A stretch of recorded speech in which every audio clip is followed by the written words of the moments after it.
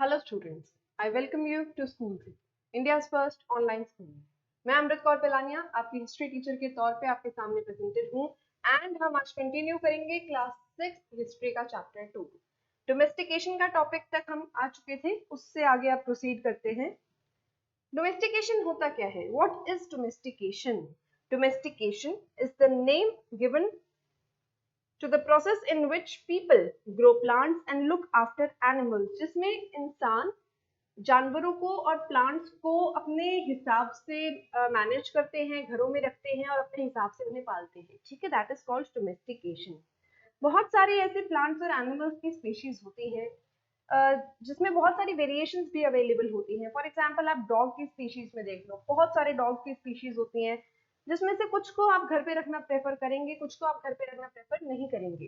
इसी तरीके से आज से 6-8 हजार साल पहले के जो लोग थे, उन्होंने अवेलेबल वैरायटी में से सबसे बेस्ट क्वालिटी जो उनको सूट कर रही थी, प्लांट्स की भी एंड एनिमल्स की भी, वो चूज की और उन्हें अपने हिसाब से ग्रो करना स्टार्ट कर दिया।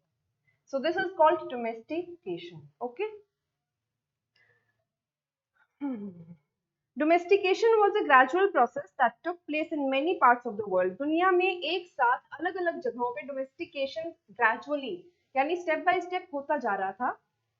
It began about 12,000 years ago. तकरीबन 12,000 साल पहले डोमेस्टिकेशन स्टार्ट हुआ। क्यों? क्योंकि मैंने आपको बताया 12,000 साल पहले अर्थ का एनवायरनमेंट एकदम से गर्म हुआ था। उससे पहले आइस एज थी। Ice age was ending and गर्म एटमॉस्फेयर हमारा डेवलप हो रहा था।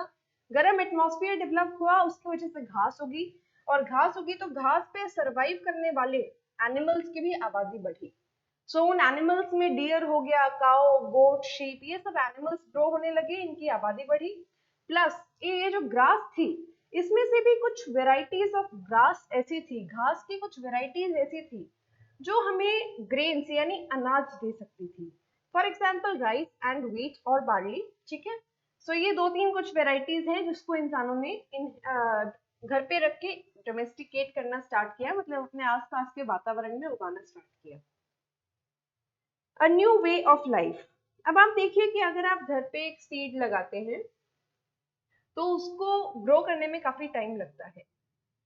आप अगर मान लो एक गेहूं का सीड ले आए, आपने घर पे लगा दिया, वो पहले उसमें से सीडलिंग निकलेगा, फिर वो बड़ा होएगा, उसके पूरा ध्यान रखना पड़ेगा, उसको रेगुलरली इरिगेट करना पड़ेगा, पानी देना पड़ेगा। एंड बाय द टाइम वो मेच्योर होगा, यानी 3-4 महीने तक आपको उसके पास ही रहना पड़ेगा उसका ध्यान रखने के लिए। तो जब इंसानों ने कुछ वैरायटी ऑफ क्रॉप्स उगानी शुरू की, जैसे व्हीट या बार्ली उगानी शुरू की, तो वो मजबूर हो गए उन क्रॉप्स को उगने तक उसी के आसपास रहने के लिए। अभी तक इंसान क्या कर रहे थे? 2 दिन एक जगह पे रहे, तीसरे दिन कहीं और चले गए, इस तरीके से इंसान अपना जीवन यापन कर रहे थे। लेकिन अब क्या हुआ? अब उन्हें क्रॉप्स का ध्यान रखने के लिए 3-3, 4-4 महीने तक एक ही जगह पर रहना पड़ा। तो उन्होंने अपने पूरे एटमॉस्फेयर, पूरे एनवायरनमेंट में से ऐसी जगह ढूंढी जहां पे उन्हें पानी भी इजीली अवेलेबल हो जाए, जहां पे उन्हें सर्दी गर्मी से भी ज्यादा मतलब दिक्कत ना झेलनी पड़े, और वो अपने पौधों का ध्यान भी रख सके। सो अब ये जो इंसानों की जनसंख्या थी, पॉपुलेशन थी, ये एक सेटल्ड लाइफ की तरफ जा रही थी। सेटल्ड लाइफ का मतलब क्या है? अब ये लोग जो मतलब एक जगह से दूसरी जगह नोमैड्स की तरह मूव कर रहे थे, अब ये लोग एक जगह पर रहकर गांव शहर बसाने लगे थे। So this was the new way of life.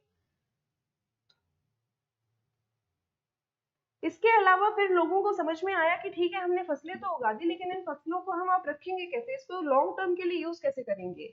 अब 4 महीने की मेहनत करके अगर एक फसल उगा रहे हैं, तो आप उससे एक्सपेक्ट करेंगे कि कम से कम ये फसल हमारा पेट 5-6 महीने और भरे। तो उस सिचुएशन में उसका स्टोरेज बहुत इंपॉर्टेंट है। आपने गेहूं उगा लिया लेकिन आप उसे स्टोर नहीं कर पाए, आपने बाहर ऐसे ही छोड़ दिया, उस पर फंगस वगैरह लग जाएगी, कीड़े मकोड़े उसको खा जाएंगे, चींटियां खा जाएंगी। तो स्टोरेज बहुत एक इम्पॉर्टेंट फैक्टर था, जिसकी वजह बहुत एक इम्पॉर्टेंट फैक्टर था कि अगर ऐसा ना हो कि आपने आज फसल उगाई है, आपकी आज फसल कटी है और आप 4 दिन के अंदर वो खाना खत्म कर दो, उसके बाद आप क्या खाएंगे? Storage was a very very important factor. Emergency में आप क्या खाएंगे फिर? इसीलिए इंसानों ने सोचा कि ठीक है, ग्रेन्स को स्टोर करने के लिए हम मटके बना सकते हैं, अनाज को स्टोर करने के लिए हम मटके बना सकते हैं, लेकिन उसके बाद भी अगर कभी इमरजेंसी हुई तो उसमें सो बेटा स्टोरेज बहुत एक इम्पॉर्टेंट फैक्टर था जो डिसाइड करता है कि इंसान एक जगह पर ग्रेन्स को स्टोर मतलब करके सरवाइव कर पाएंगे या नहीं कर पाएंगे।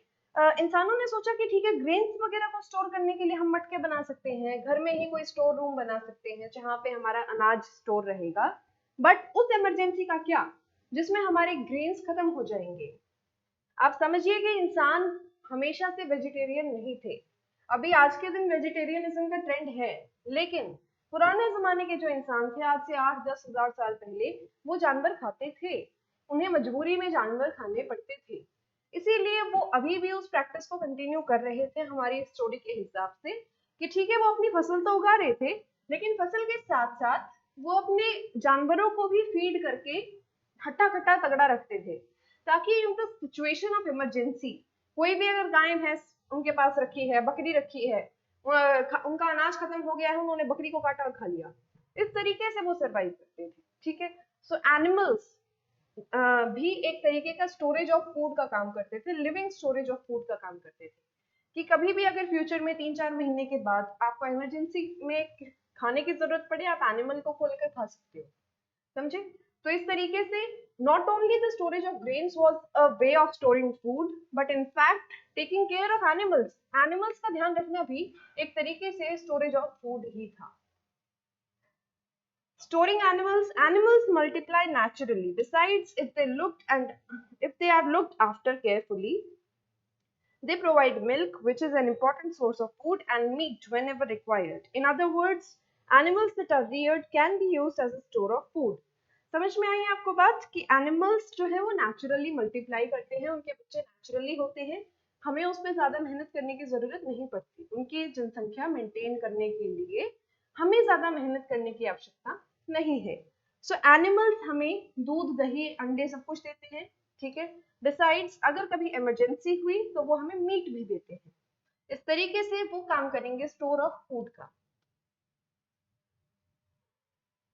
अब देखिए कुछ आपके मैप में नियोलिथिक साइट्स करके मैंने आपको पढ़ाई थी, एक फैमिली करवाई थी मैंने नियोलिथिक फैमिली के नाम से, मैंने आपको 8 लोकेशंस करवाई थी इंट्रोडक्शन वाले पार्ट में। तो आप मुझे बताइए कि वो नियोलिथिक का क्या मतलब होता है। नियोलिथिक का मतलब मैंने आपको समझाया था, नियो मतलब न्यू एंड लिथिक मतलब stone age, new stone age. ये एक ऐसी एज थी, एक ऐसा टाइम था, एक ऐसा पीरियड था जब इंसान इम्प्रोवाइज्ड पत्थर के टूल्स की तरफ मूव कर रहा था।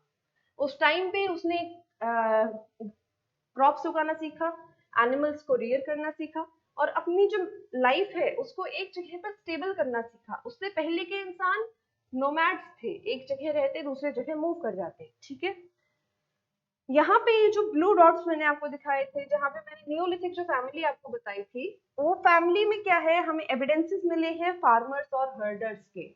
वो फैमिली है लोकेशंस की। ठीक है, महागारा और ये कोल्डिहवा, बुरजाहोम और मेहरगढ़ पाकिस्तान में, ये एक पूरी फैमिली है नियोलिथिक साइट्स की, जहाँ पे हमें नियोलिथिक एविडेंसेस मिले हैं, नव पाषाण काल के एविडेंसेस हमें मिले हैं। समझ में आई बात? तो क्या है कि वहां पे हमें एविडेंसेस मिले हैं फार्मिंग के, यानी लोग हल चलाते थे, लोग खेती बाड़ी करते थे, इसके हमें अवशेष मिले हैं नियोलिथिक साइट्स पे। इसके अलावा हर्डिंग, यानी लोग जानवरों को पालते थे, उनका ध्यान रखते थे, इसके भी हमें एविडेंसेस मिले हैं नियोलिथिक साइट्स में। Some of the most important ones are in the northwest in present day Kashmir and in the east and south India। आप देखिए मैंने पूरी लोकेशन करवा रखी है आपको। नॉर्थ में कौन सी लोकेशंस हैं, बुरजाहोम है। ठीक है, ईस्ट में कौन सी लोकेशन है बताइए आप, दाऊजली, हादिंग वगैरह, और साउथ में हमने किए थे हल्लोर, पय्यमपल्ली, ये सारी locations. Okay, one of the most exciting find, यानी जो हमें मोस्ट एक्साइटिंग एक एविडेंस मिला है, वो है रिमेन ऑफ बर्न्ट ग्रेन, यानी जला हुआ अनाज मिला है। हम नहीं जानते कि वो अनाज गलती से जल गया था, कि उसमें आग लग गई हो, या फिर वो इंटेंशनली किसी ट्रेडिशन के चलते जलाया गया था, किसी प्रथा के चलते जलाया गया था। ये एक एविडेंस हमें मिला है। ठीक है, these may have been burnt accidentally or on purpose. Scientists can identify these grains, and so we know that a number of crops were grown in different parts of the subcontinent. They can also identify the bones of different animals. Scientists जो है अलग अलग प्रकार के जो अनाज हमें इन evidences में मिले हैं, इन जगहों पे, इन साइट्स पे मिले हैं, उसे आइडेंटिफाई करके ये बता सकते हैं कि उस टाइम पे आज से 6000 साल पहले क्या क्रॉप्स उगाई जाती थी। और एनिमल्स की बोन्स यानी जानवरों की हड्डियों को स्टडी करके ये बता।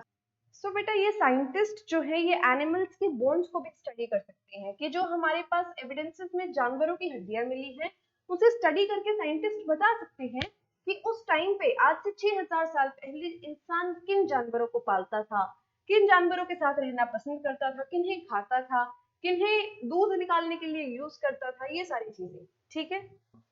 Towards a settled life, archaeologists have found traces of huts and houses at some site. Archaeologist को घरों के अवशेष मिले हैं 6000 साल पहले की साइट्स में।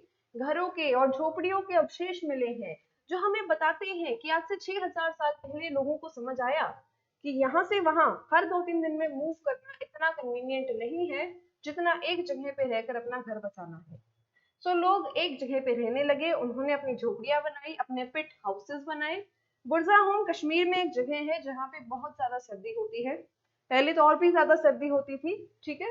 तो वहां पे लोग क्या करते थे, सर्दी से बचने के लिए जमीन की सतह के नीचे गड्ढे खोद लेते थे बड़े बड़े। ठीक है। और उन गड्ढों में उतरने के लिए सीढ़ियों जैसा कुछ स्ट्रक्चर बना लेते थे। उन गड्ढों में ही वो रहते थे और उन्हें कहते थे पिट हाउसेस ऑफ बुरज़ाहोम। क्या कहते हैं उन्हें? Pit houses of Burzahom. ये प्रेजेंट डे कश्मीर में है। People build pit houses which were dug into the ground with steps leading into them. यानी मैंने जो आपको बताया बड़े बड़े गड्ढे हैं और उनमें उतरने के लिए सीढ़ियां बनी हुई हैं। These may have provided shelter in cold weather. ये उन्हें सर्दी से बचने में शायद सहायता करते होंगे। इसके अलावा हमें कुकिंग हार्ट्स यानी बर्तन जो जिसमें हम खाना बनाते हैं, कढ़ाई वगैरह, वो सारी चीजें भी इन्हें मिली हैं। Both inside and outside the huts. इन झोपड़ियों के अंदर भी हमें ये एविडेंसेस मिले हैं खाना बनाने वाले बर्तनों के, और इन झोपड़ियों के बाहर भी, which suggests that depending on the weather people could cook indoors or outdoors. ये सजेस्ट करता है कि डिपेंडिंग ऑन द वेदर, कि अगर सर्दी बहुत ज्यादा है तो क्या पता इंसान अपनी झोपड़ी के अंदर ही खाना बना ले, या फिर अगर सर्दी कम है, गर्मी बहुत ज्यादा है, तो क्या पता इंसान अपने घर के बाहर यानी झोपड़ियों के बाहर जाके खाना बना ले। ठीक है। इसके अलावा स्टोन टूल्स बहुत सारी साइट से मिले हैं, कुछ अलग अलग साइजेस के, अलग अलग शेप्स के स्टोन टूल्स मिले। तो ये जो हमें स्टोन टूल्स मिले हैं बेटा, ये अलग अलग साइजेस के, शेप्स। तो बेटा बहुत सारे अलग अलग टाइप के अर्दन पॉट्स मिले हैं, यानी कि मटके मिले हैं। कुछ डेकोरेटेड मटके मिलते हैं, कुछ नॉन डेकोरेटेड मटके मिले हैं, सिंपल मटके। उनको यूज करते थे लोग सामान को स्टोर करने के लिए या कुछ रिचुअल्स के लिए जिनके बारे में अभी हमें नहीं पता। ठीक है। इसके अलावा लोगों ने क्लॉथ का ज्ञान जैसे ही पाया, लोगों ने क्लॉथ को वीव करना यानी बुनना शुरू कर दिया। शीप वगैरह की जो वुल थी उसको वीव करके स्वेटर्स बनाना शुरू कर दिया। ठीक है। जो भी कॉटन वगैरह वो उगाते थे उससे उन्होंने कपड़े बनाने स्टार्ट कर दिए। हर जगह जो, जैसे मैंने आपको बताया, दुनिया में अलग अलग जगह पे लोग अलग अलग स्पीड से डेवलप कर रहे थे। सो अलग अलग जगहों पे डिफरेंट स्पीड से लोग डेवलप कर रहे थे, उसकी वजह से सभी डेवलपमेंट्स डिफरेंट टाइम्स पे आ रहे थे। फॉर एग्जाम्पल अगर इंडिया में जो सिविलाइजेशन थी, इंडिया में जो लोग थे, वो क्या पता 6000 साल पहले एग्रीकल्चर समझ चुके थे, but may be in China वो क्या पता 5000 साल पहले समझे हो एग्रीकल्चर के बारे में। मे बी इन यूरोप में या फिर जो ग्रीस वाले, जो भी मेसोपोटामिया वगैरह की सिविलाइजेशन थी, वहां पे क्या पता 7000 साल पहले लोग एग्रीकल्चर को डिकोड कर चुके हों। ठीक है। उसके बाद मेहरगढ़ एक बहुत इंपॉर्टेंट और क्लासिक एग्जाम्पल है जो आपको डिस्कस करना बहुत जरूरी है। बहुत इंटरेस्टिंग जगह है ये मेहरगढ़। पाकिस्तान में है प्रेजेंटली, इंडिया में नहीं है। फिर भी हम इसे इंडिया के इतिहास में पढ़ रहे हैं क्योंकि इंडिया और पाकिस्तान प्लस बांग्लादेश 1947 से पहले एक ही देश थे। ठीक है। बोलन पास एक जगह है पाकिस्तान में, उसके पास है मेहरगढ़ नाम का एक शहर, मेहरगढ़। ठीक है। बहुत इंपॉर्टेंट प्लेस है ये। यहाँ से ट्रेड रूट जाता था ईरान को, यानी कि रास्ता था एक ईरान को कनेक्ट करने वाला, पर्शिया को कनेक्ट करने वाला। ईरान एंड पर्शिया दोनों एक ही जगह के नाम है। पर्शिया पुराना नाम है ईरान का, Iran is the new name. Okay. Mehergarh was probably one of the places where people learned how to grow barley and wheat. Mehrgarh में लोगों ने सबसे पहले और इम्पोर्टेंटली बार्ली और व्हीट को उगाने की टेक्निक समझी, कैसे उसे लार्ज स्केल पे उगाया जा सकता है। And rear sheep and goats, और भेड़ बकरियों को पालने की कला सीखी सबसे पहले। It was one of the earliest villages that we know about. ये ऑलमोस्ट जो सबसे पहले के कुछ गांव हैं उनमें से एक है, ठीक है। एनिमल बोन्स पाई गई हैं यहाँ पे, जैसे कि डियर हो गया, पिग हो गया, इनकी बोन्स पाई गई हैं। इसके अलावा बोन्स ऑफ शीप एंड गोट भी मिली हैं, शीप एंड गोट की बोन्स भी मिली हैं। इसके बिसाइड्स अदर फाइंडिंग्स क्या क्या है, जैसे कि एक स्क्वायर और रेक्टेंगुलर हाउसेस मिले हैं यहाँ पे। स्क्वायर या फिर रेक्टेंगुलर शेप के हाउसेस बनाते थे लोग यहाँ पे, ठीक है। हर हाउस में कुछ कंपार्टमेंट्स होते थे जिन्हें हम आज के दिन रूम्स कहते हैं। ऐसे ही पुराने जमाने में जो कंपार्टमेंट्स होते थे जिन्हें स्टोरेज के लिए भी यूज किया जा सकता था, खाना स्टोर करने के लिए, कपड़े स्टोर करने के लिए, ठीक है। जब इंसान मर जाता था, जो ह्यूमंस यूज्ड टू डाई, तो उनके जो रिलेटिव्स या फ्रेंड्स थे वो उन्हें रिस्पेक्ट के तौर पर बरी करते थे, यानी दबाते थे, दफनाते थे मिट्टी के अंदर। लेकिन वो सिर्फ इंसान को नहीं दफनाते थे, वो दफनाते थे इंसान के साथ साथ कुछ और चीजें। फॉर एग्जाम्पल पानी के कुछ मटके, अनाज के कुछ मटके, कुछ जानवर, भेड़ बकरियां, कुत्ते, जिससे उन्हें लगता था कि शायद ये जो इंसान है इसकी अब इस दुनिया में तो जर्नी खत्म हो गई है, इसका सफर धरती पे खत्म हो गया है, पर किसी दूसरी दुनिया में अब इसका सफर शुरू होगा और उस सफर के लिए इसे इन चीजों की जरूरत पड़ेगी, खाने की, पानी की, उन जानवरों की इसे जरूरत पड़ेगी। इसीलिए हमें इनके बरियल प्लेसेस में जहाँ पे इन्हें दफनाया जाता था इंसानों को, वहां पे सिर्फ इंसानों के बोन्स के अलावा कुछ मटके मिलते हैं जिसमें हम कह सकते हैं कि एक टाइम पे पानी अनाज रहा होगा। कुछ जानवरों की हड्डियां मिलती हैं, ठीक है। ये देखिए बहुत क्लियरली आप एक इमेज देख सकते हैं, इसमें ये ह्यूमन की बॉडी है एंड इसके आसपास ये कुछ एनिमल्स मरे पड़े हैं बेचारे, ये गोट के स्केलेटन्स हैं, ठीक है। ये जो थे ये लाइफ आफ्टर डेथ में बिलीव करते थे शायद मेहरगढ़ के लोग, इसीलिए लाइफ आफ्टर डेथ, वही ना मैंने आपको कहा कि इस धरती पे उनका जीवन खत्म हुआ पर उनका एक सफर दूसरी धरती पर या दूसरी एक दुनिया में शुरू होगा। That is what is called life after death, मरने के बाद का एक जीवन। Burial is one such arrangement. Several burial sites have been found at Mehrgarh. Mehrgarh में बहुत सारी burial sites मिली हैं, बहुत सारे लोगों की ग्रेव्स मिली हैं और इनके साथ साथ गोट्स भी मिली हैं जो शायद उनके नेक्स्ट वर्ल्ड में खाने का काम करेंगी।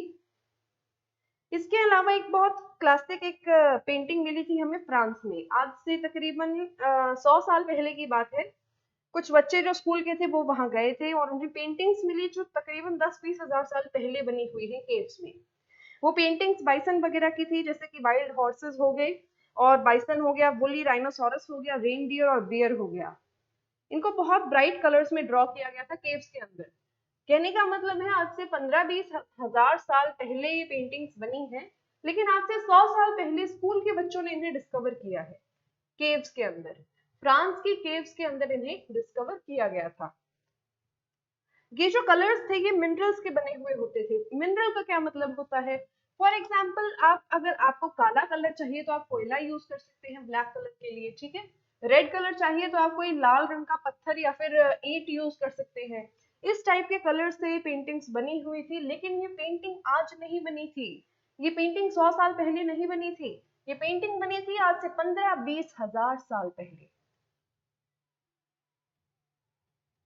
इसके अलावा one of the most important Neolithic site है कैटल हुयुक। कैटल हुयुक है, ये है टर्की के अंदर एक साइट है। यहाँ पे काफी सारी अलग अलग चीजें मिली हैं जो टर्की में नहीं पाई जाती इंडिजीनियसली, यानी टर्की में वो चीजें नेचुरली नहीं मिलती, लेकिन फिर भी कैटल हुयुक की साइट पे हमें बहुत सारी ऐसी चीजें मिली है जो विदेशों में मिलती थी। फॉर एग्जाम्पल सीरिया से फ्लिंट, एक पत्थर होता है एक टाइप का। काउरीज फ्रॉम रेड सी, रेड सी की कौड़िया, कौड़िया पता है आपको क्या होता है, छोटे छोटे शेल्स होते हैं जिनको किसी रिचुअल पर्पस के लिए भी यूज किया जाता है। एंड इनफैक्ट आपने अगर कभी ट्राइबल्स को टीवी पे देखा हो वो उसकी ज्वेलरी भी पहनते हैं। कौड़ी, आप पूछना अपनी मदर वगैरह से, मम्मी से, पापा से पूछना कौड़ी क्या होती है, वो शायद आपको दिखा भी देंगे घर पे होंगी तो, ठीक है। Shells from Mediterranean sea, Mediterranean sea को आप एक बार मैप में देखना, यूरोप के साउथ में मिलेगी आपको मेडिटेरेनियन सी, ठीक है। ये सारी चीजें यहाँ पे मिली है हमें कैथोलिक युग में, जबकि ये चीजें यहाँ पे इंडिजीनियसली यानी देसी तौर पर नहीं पाई जाती। इसके अलावा सबसे इम्पोर्टेंट बात यह है कि ये चीजें उस टाइम पे यहाँ पे लाई गई थी जब कार्ट वगैरह की यानी बैलगाड़ी वगैरह की भी डिस्कवरी या इन्वेंशन नहीं हुआ था। सो हैरानी की बात यह है कि ये चीजें यहाँ पर आई कैसे, पहुंची कैसे।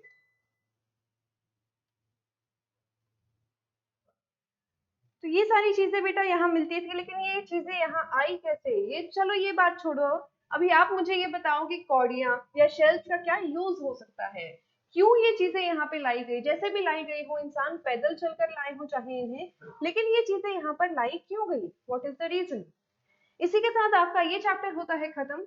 आप कुछ सिचुएशंस इमेजिन करके खुद से सोच सकते हैं कि अगर आप आज से 12,000 साल पहले होते जिंदा, या फिर आप उस टाइम पे रह रहे होते, तो आप कैसे सरवाइव करते without all this technology around you, ये सारे कंक्रीट के घर, पंखे, एसी और ये ऑनलाइन एजुकेशन, इसके बिना आप 12,000 साल पहले कैसे सरवाइव कर पाते। ठीक है, so this was all for this chapter reading, and this video was presented to you by Schoolzy, India's first online school, and thank you so much, मिलते हैं अगले लेक्चर में।